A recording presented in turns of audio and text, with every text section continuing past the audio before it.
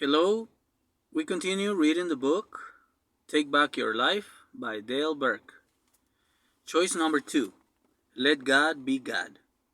Build the ultimate alliance.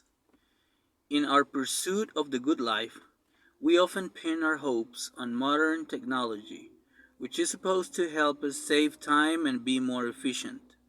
But the reality is that our gadgets haven't made life better. Rather, they've made life faster. And with that speed comes greater complexity and more pressure to keep up the pace. In one sense, life may become a little easier because so much of it is automated. But at the same time, our world is asking and expecting more of us. The monster is never satisfied. Life has also become more complicated because we've insisted on more and more choices, and we've gotten them. But again, more choices don't make life better, just busier. For example, do you remember the days when there were only three major networks to choose from on the television?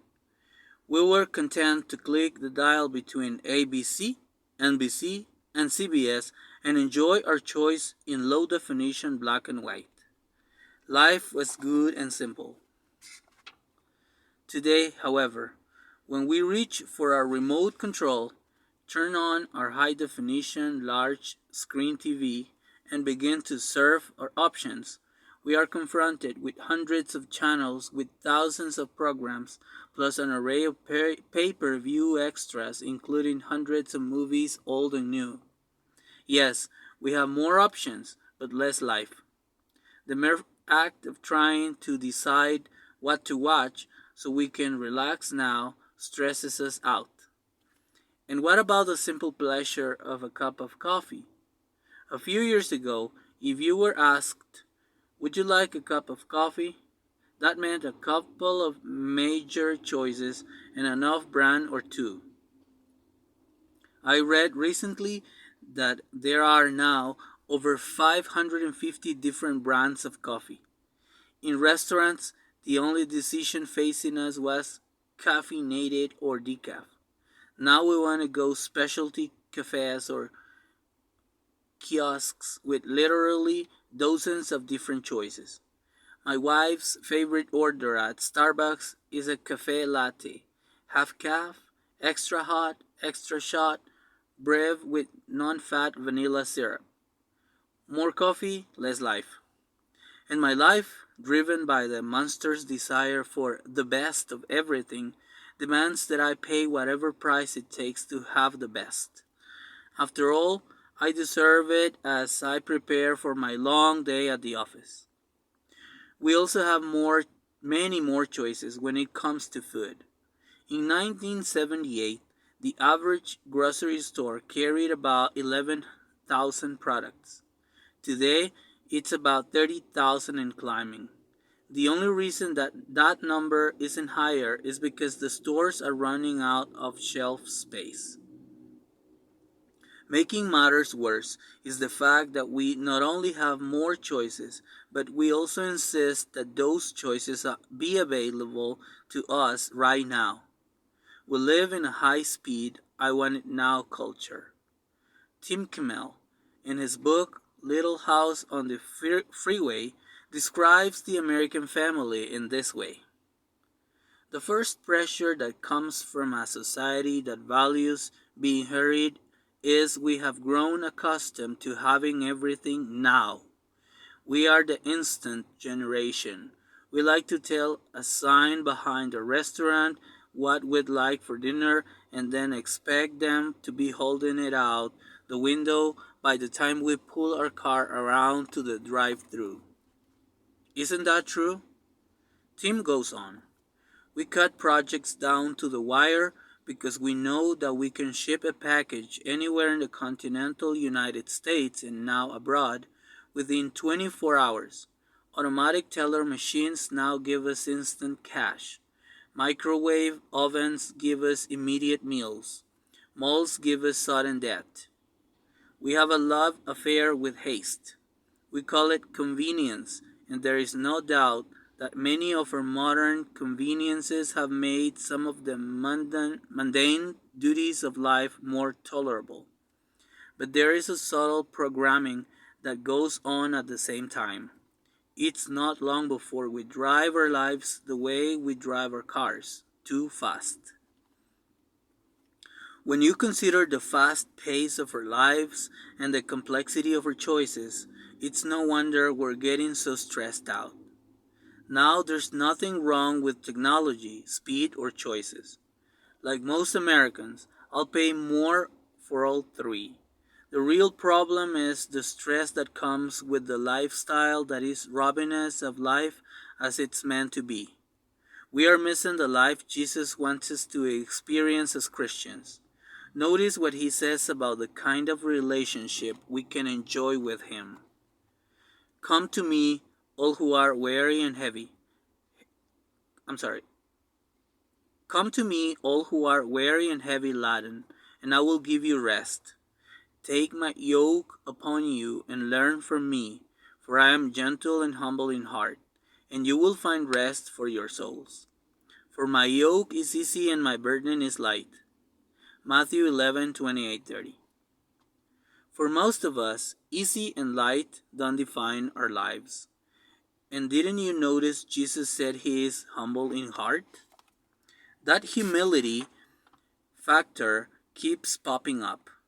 However, Christ is not setting an unattainable standard when he speaks of lightening the load we carry.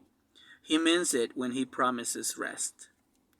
That's a great promise from Jesus, rest.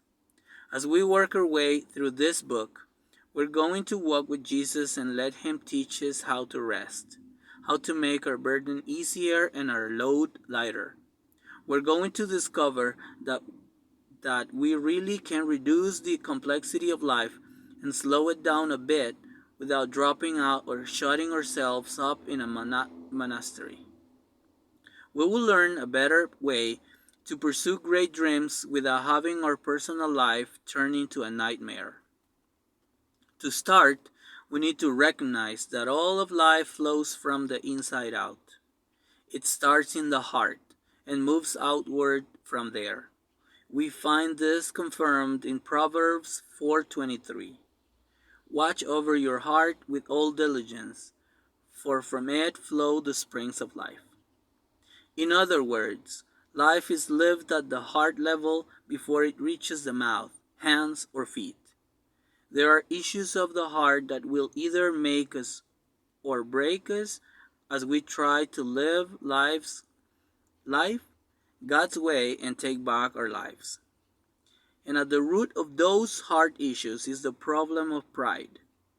The fast climbing, always driven, never content monster in our lives is driven by pride.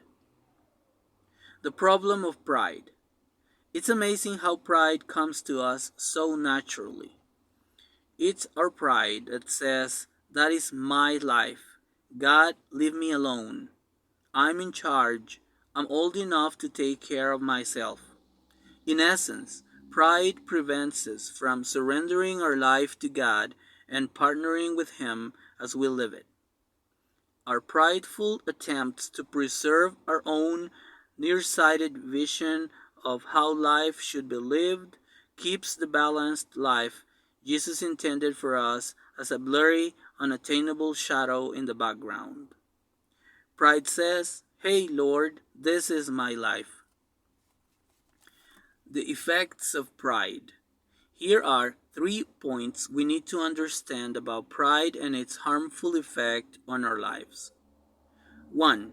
Pride drives us. Pride, which is part of our fallen human nature, drives us to climb the ladder of success and to do so as fast as we can.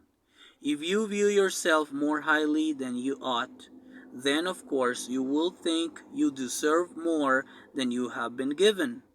Consequently, you will strive for what you believe you deserve. More no longer is a blessing but a right, and thus you feel driven to climb regardless of the cost. 2. Pride is never satisfied. With each new rung of the ladder comes a vision of several more. By the time we reach a goal, it no longer has its original allure, and we're driven to go even higher. Luxuries that were once dreams, after we've obtained them, no longer fulfill us. For example, a cell phone was once a luxury for the rich and famous. Now they are a necessity for every junior high student. And on top of that, a real phone should double as our MP3 player, carry around our entire music collection, take pictures, and connect to the www. No matter what we achieve or obtain, we soon become enticed by the next generation of technology or innovation. The reality is, what we have now is never enough. It's as if the gadgets of the world were like a drug. You indulge, it feels good for a while, but once the newness wears off, you need a higher dose of the drug to get the same happiness or kick that you got before. Pride has a way of continually extending the ladder of success with a spirit of discontentment. 3. Pride blinds us. Pride blinds us to the fact that the world can never deliver on its promises. King Solomon is a good example of this. If ever a man had everything he could have wanted, it was Solomon. He had incalculable wealth, a vast array of women, and the power and prestige of a king. From the world's perspective, he lacked nothing. In fact, in Ecclesiastes 2:10, he said, "All that my eyes desired, I did not refuse them. I did not withhold my heart from any pleasure. For my heart was pleased because of all my labor, and this was my reward for all my labor." Not only did Solomon allow himself everything, through his pride he perceived himself as deserving of everything because of his labor. The monster whispered to him, "You deserve it all," and he believed it. Even though Solomon had everything he wanted, he still came to this rather stunning conclusion. "I considered all my activities which my hands had done, and the labor which I had exerted, and behold, all was vanity and striving after the wind, and there was no profit under the sun." Ecclesiastes 2:11. Solomon had it all, yet it gave him nothing. The riches of the world failed to deliver on their promises. That's why 1 John 2:15 and 16 warns, "Do not love the world, nor the things in the world. If anyone loves the world, the love of the Father is not in him.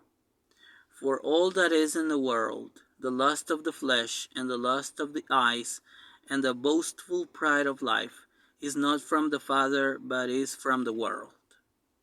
Did you notice what the passage says about the boastful pride of life? It's not from the Father, and neither are the other two wrongs that are found on the world's ladder to success: the lust of the flesh, sensuality, and the lust of the eyes, materialism. John then declares, "The world is passing away, and also its lusts, but the one who does the will of God lives forever." Verse 17. It's interesting to note John's choice of words. He doesn't chastise us for enjoying the things of this world. Rather, he warns us not to fall in love with them, not to lust after them. He's warning us not to make them our gods. Instead of chasing these temporary pleasures, we can choose to pursue the will of God, to let God be God. We can live a different lifestyle, chase a different kind of dream. This lifestyle includes a different kind of abundance, an abundance in Christ.